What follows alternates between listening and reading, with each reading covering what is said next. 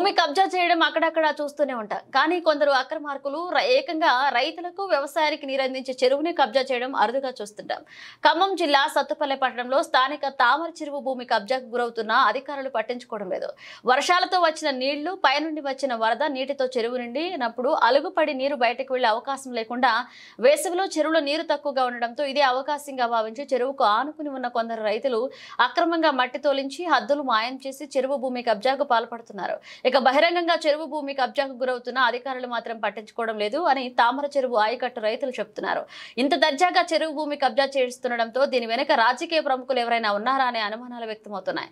ఎవరి ఇష్టం వచ్చినట్లు వారు ఇలా చెరువు భూమి కబ్జా చేస్తుండటంతో భవిష్యత్తులో తామర చెరువు మొత్తం కనుమరుగు కావడం ఖాయమని పలువురు స్థానికులు చెబుతున్నారు. ఇప్పటికైనా సంబంధిత అధికారులు స్పందించి కబ్జాదారుల వారి నుండి తామర చెరువు భూమిని కాపాడి తామర చెరువు ఆయకట్టు రైతులకు నష్టం జరగకుండా చర్యలు తీసుకోవాలని కోరుతున్నారు.